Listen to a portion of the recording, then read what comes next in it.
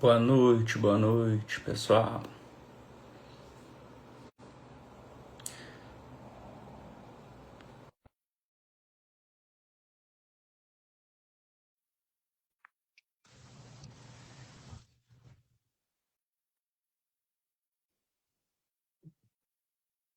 Boa noite, doutora Virgínia. Tudo bem contigo? Boa noite. Tinha esquecido de virar a câmera. Acontece. Tudo bem? Tudo certinho e contigo? Tudo bom? Tudo bem. Vamos lá, né? Depois de algum tempo, a gente fazer uma live, eu e você, né? Já faz um mês, eu acho. Faz um tempinho, É verdade. né? Mas passa muito rápido. Estamos retornando, então, para fazer a nossa tradicional live das 8 horas e 7 minutos. E por que que a doutora Virgínia é 8 e 7? Pra gente lembrar dos 7 P's da intubação. É isso aí. É um mnemônico Não para tem como lembrar do não fixar, mnemônico. né? Isso aí. Então, mais uma vez, é um prazer enorme, tá? Fazer esse projeto contigo. Eu sempre falo isso de coração e sempre eu opto por reforçar, porque eu gosto. E obrigado por ter topado essa live de novo hoje. Sobre um assunto que é muito importante, né? Que não é muito claro para alguns colegas médicos, talvez a maioria, né? Talvez você possa me dizer mais, que é sobre o POCUS na via aérea difícil, né? Quando que a gente vai usar ou não? Como é que funciona isso? Eu, propriamente, não usei muito isso praticamente não usei na minha carreira. Isso há alguns anos atrás não era algo tão frequente, os lugares não tinham tanto. Hoje tem portátil, tem aparelho de ultrassom em quase todas as emergências, né? Já é algo que bem disseminado nos hospitais aí. E então, apresento vocês a doutora Virgínia. Lembrando, né, doutora Virgínia, que temos o TVA 360, as turmas de Santa Cruz estão esgotando, o negócio vem crescendo muito rápido, graças a Deus. Então, se você é da região de Santa Cruz do Sul, é da região aqui de Venâncio, Lajeado, teremos uma turma do TVA 360, que é o nosso treinamento de viária difícil, que vai se realizar no dia 1 e 2 de novembro agora. É uma imersão incrível sobre videolaringo, cricocirúrgica, manejo de via aérea de adulto, criança, tudo, né, doutora? A gente brinca que não tem como sair de lá sem entubar, né? A gente pega na mãozinha e ensina os colegas médicos a entubar, né? A gente Então, começa com a decisão e termina com a confirmação do tubo na via aérea, né? Desde a isso, indicação até a certeza de que deu certo. E com bastante mão na massa, discussão de caso, sem sacanear ninguém e crescendo junto forte.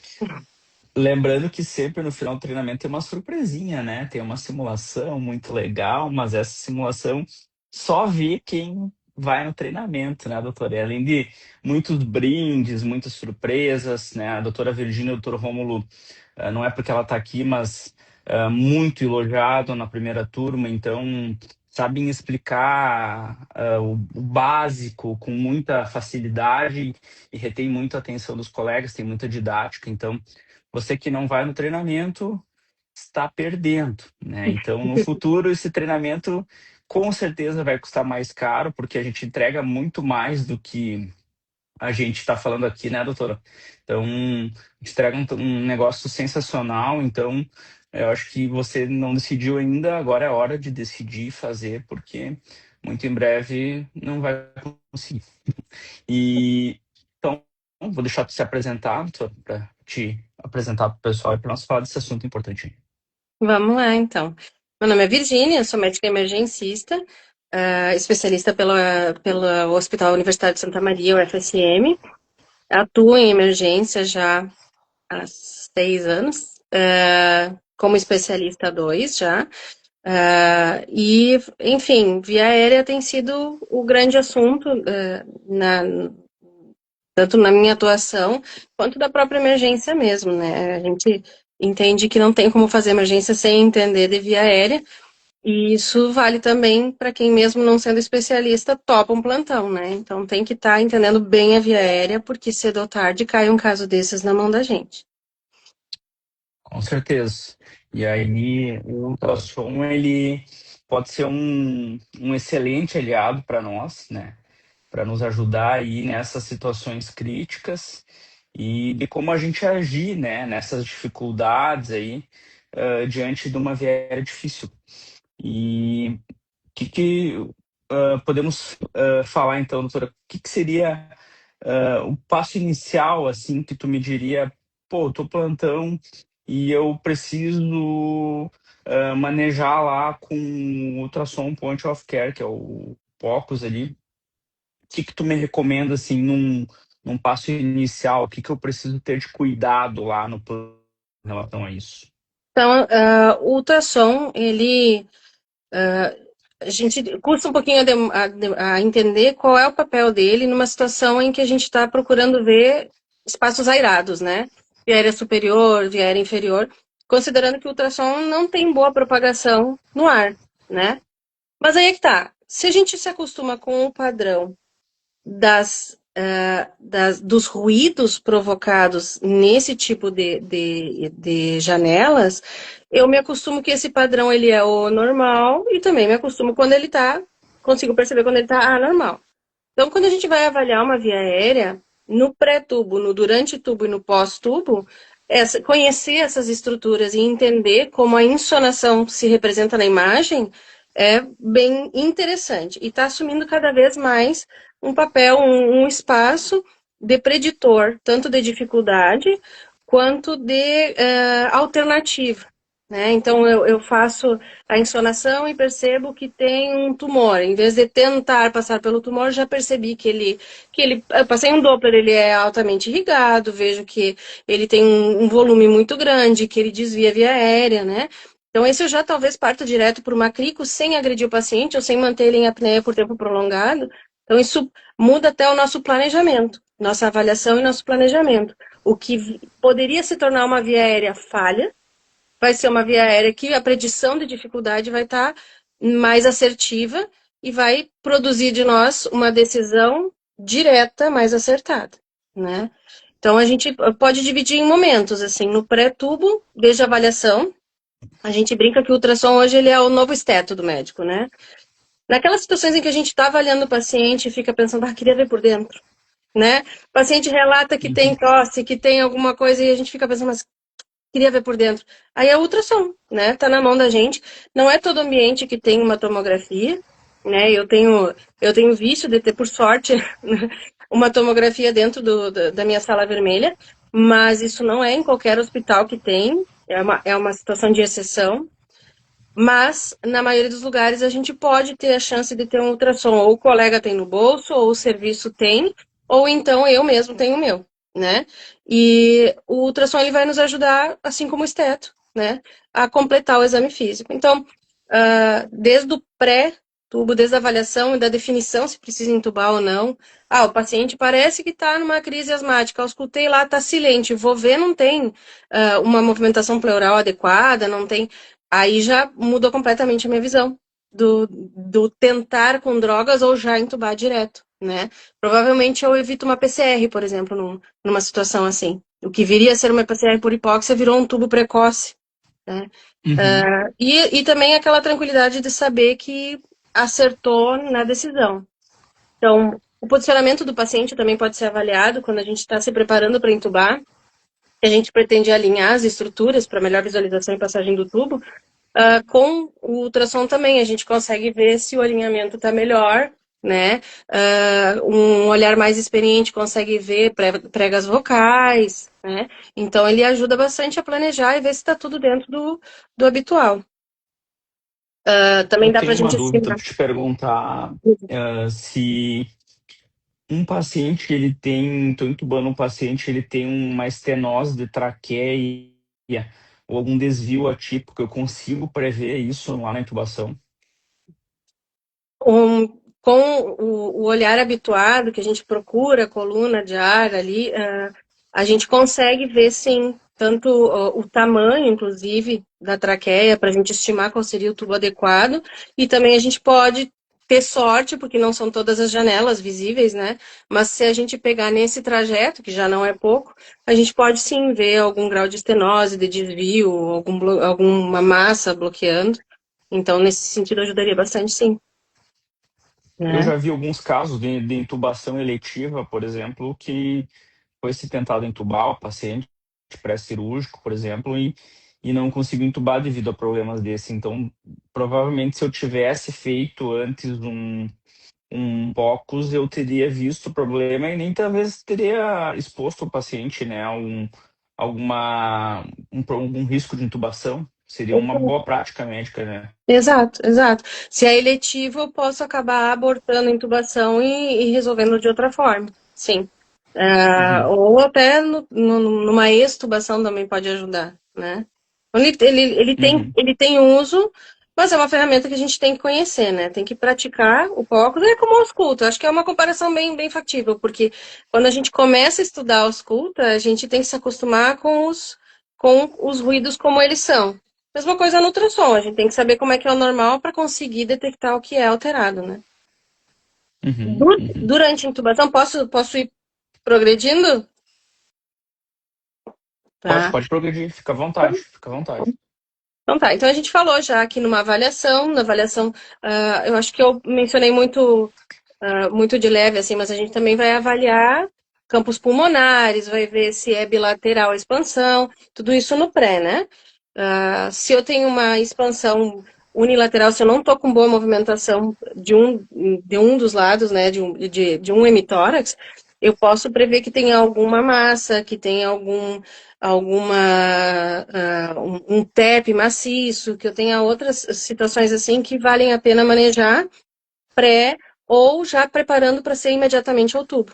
Né? Então, teria indicação de entubar e aí isso muda a minha conduta. Posso fazer o manejo antes e depois entubar, ou já, enquanto entubo, preparo para, não sei, anticoagular, por exemplo, pensando num TEP maciço, né?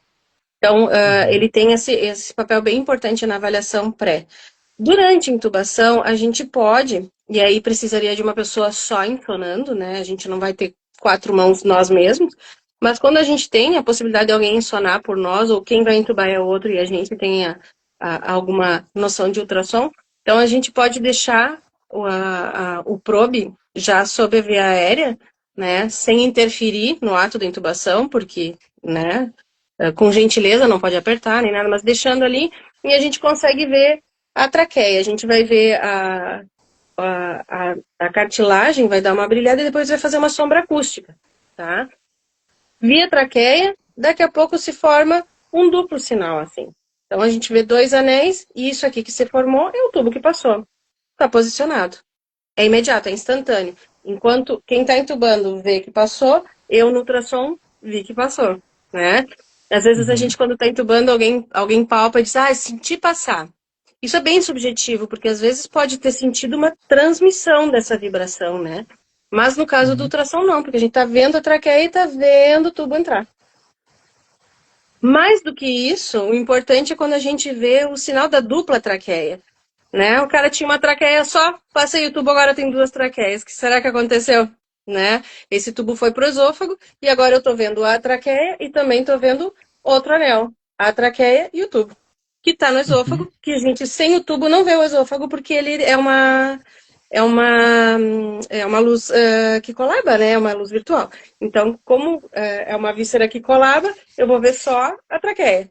No momento que eu passei um tubo, a traqueia apareceu, eu tenho duas traqueias, que é o esôfago que apareceu dentro do tubo. Então, isso também auxilia bastante. Então, antes, na previsão, na prevenção e na definição. Durante, a gente vê em tempo real a passagem do tubo. Às vezes, a gente vai entubar às cegas, uma lampate de grau alto, uma situação de via aérea muito contaminada, que a gente não consiga enxergar bem. Olha, para mim tá lá, aquele famoso acho que tá, ali no ultrassom ele pode nos ajudar a definir. Um paciente que a gente não consegue colocar num bom alinhamento, seja por alteração fisiológica, anatômica, ou por trauma que está com colar cervical, algum paciente que a gente não consegue movimentar bem, também não estou conseguindo boa visualização, mas aí com o ultrassom eu consegui. Na verdade, hoje a gente tem mais disponível o ultrassom pelo menos na maioria dos serviços que eu tenho uma noção, do que o próprio videolaringo, né? Então, nessas situações em que eu quase não vejo e que eu tenho que ser quase adivinho, né? Mesmo otimizando o posicionamento, tem algumas situações em que a gente não enxerga bem. E aí, o ultrassom viria nos ajudar. Não faz sentido eu entubar e depois procurar ultrassom. Tem que ser em tempo real, né? Na ideia de eu estar vendo. Aquela coisa, como eu queria estar vendo lá dentro. Nessa hora entra o ultrassom. Já viu o sinal Legal. da dupla traqueia? Não, não, nunca, acabei nunca vendo ele. Mas Temos é que até, eu bem isso, assim. tava até agora viajando aqui num sentido de prestando atenção, obviamente, mas já junto pensando que a gente poderia ter alguma coisa desse no treinamento também, né? Alguns detalhes para a gente botar lá que eu tenho certeza que faria bastante importância aos plantonistas para terem essa noção básica, né? Esse Para que detalhe ele eles está trabalhado já no livro e no curso, mas acho que a gente pode fazer um Phantom. Dá bem para fazer um Phantom. Pra Pois gente é, treinar. é isso aí. Eu acho Tá. que ficaria bem legal, né? E me diz uma coisa, doutora, o que que eu preciso, assim, o que que eu tenho de limitação, assim, que existe alguma limitação que eu teria que cuidar, assim, ao usar, algum detalhe que ele pode mais me atrapalhar do que ajudar? Tem que ser executado por pelo menos uma segunda pessoa, tem que ter alguém auxiliando, então ou eu intubo ou eu avalio com ultrassom. Quando eu quero ver a passagem, quando é em tempo real. Na avaliação pré, posso fazer sozinho e vai me ajudar muito, porque é uma ferramenta que auxilia demais quando a gente está sozinho, né? Principalmente Uhum, quando a gente está num ambiente que não tem um colega mais experiente para decidir ou não tem uma imagem de alta definição. O ultrassom vai ser realmente um salvador na definição pré e pós, né?